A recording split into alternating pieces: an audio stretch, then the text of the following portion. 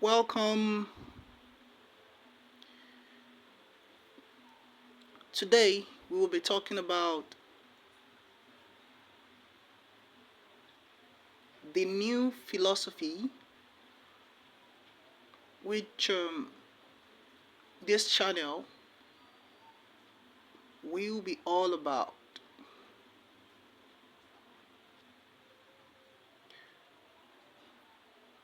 We'll be giving a full introduction to its preliminaries and it's more or less a course. And my audience are encouraged to study it for themselves. They're encouraged to expand it in their own way and for their own reasons because it's it allows it to encourage the it encourage its listeners to participate.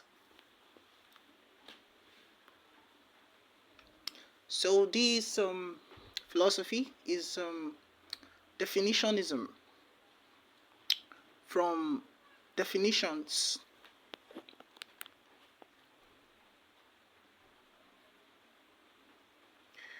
In other words, definitionism is just a paradigm that says that everything in existence and can be explained through the lens of definition. And it claims this because it says, well, your mind is an interface between you and the real world.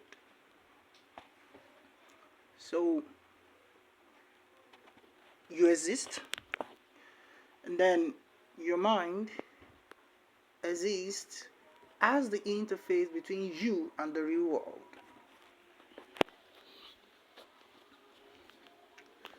So you don't quite experience the real world except through the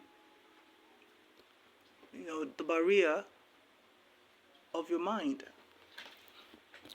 But this isn't a problem.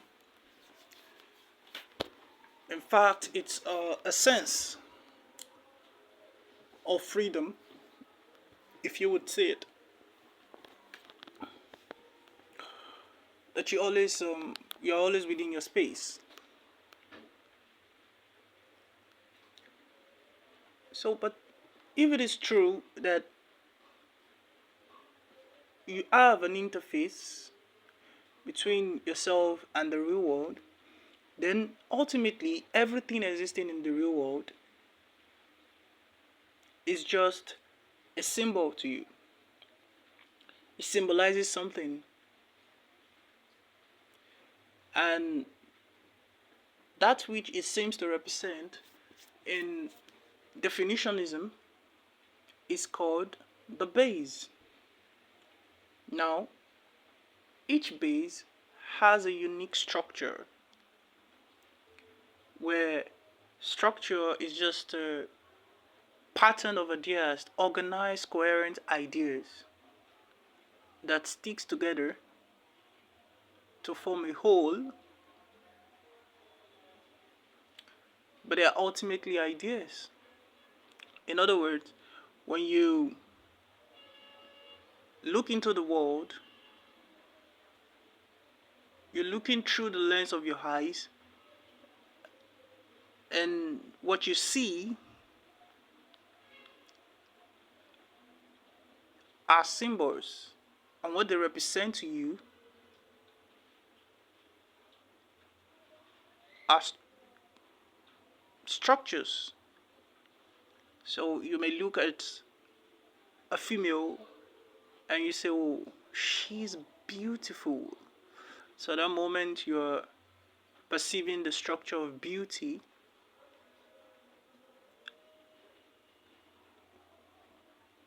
in her.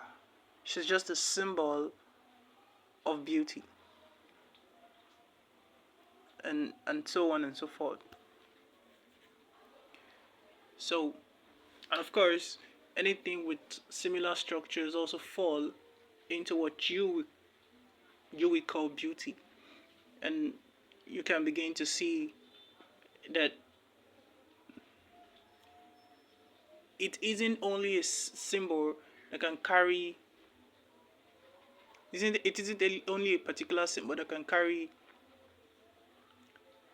uh, uh, some particular structure, and it isn't also true that a symbol must always carry the same structure, because in fact it has been said that the beauty is always in the eye of the beholder.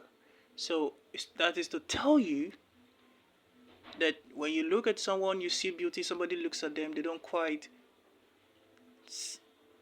perceive the structure of beauty because the interface doesn't see that, doesn't, probably they are basing their idea of beauty on some other features which they can't quite see in that person. But for you, your structure of beauty is perfectly represented, so you say, well, this person is beautiful, and that becomes your reality. I mean, at least your perceived reality at that moment. So whenever you recognize the structure, so you've defined that symbol.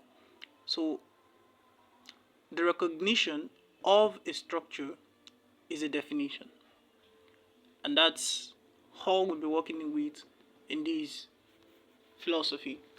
A definition is just a recognition of structure. So you look at a plate. What structure do you recognize? And then it is defined that way, and so on and so forth. Then transformation, which is just the change of base. It's a plate, but if it is rounded and somewhat, you can pour water in it and use it as some sort of a cup. So it takes the structure of a cup, and then on some other times it takes the structure of a plate. So you can transform it in what it can be used to do. So even a single symbol can take on many structures that you put on it. So it can transform the symbol. So transformation is just the change of base. And that immediately leads us to what we call the principle of structural agreement. So whenever any two observer or system, whenever they carry the same structure, whenever they perceive the same structure in something, they will agree. They must agree. Otherwise, they will disagree. It's binary. There's no middle. It's either you carry the same structure, and on that structure you must agree. Otherwise, you will disagree. Now, structures are in themselves complex, so it might be that parts of those structure are similar, so that you agree on those, and then the rest are different. So it isn't that two people can never agree just because they carry a different structure, not quite. But to the extent to which their structure is the same, they will agree. Otherwise, they will disagree. So immediately we can now begin to talk about copies. So any two systems that carry the same structure is a copy. Are copies of each other. Okay. So we have copies in this sense. And these are the fundamental definitions that we'd work with and expand on. From here, we move on to feats. Then we talk about feat theories and many things that comes from feat, spirits, and so on and so forth. But the basic definitions, which are the simplified, it has been simplified into mind, symbols,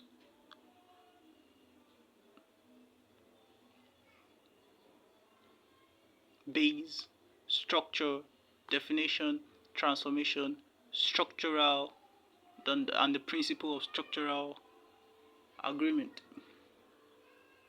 which is just a whole lot on its own, because it leads us to the concept of um, law of attraction, and copies also leads us to interesting um, ideas. So stay tuned for more. We'll be uploading more about this topic or this subject. It has various applications in human life, especially once we begin to talk about stabilization, transformation, results, receive, and many more opportunities. So there's so many useful applications of this philosophy. It is not religious. It is point blank um, a thought experiment, but with quite practical application in our day-to-day activity, especially when we begin to talk about results. You really realize that it affects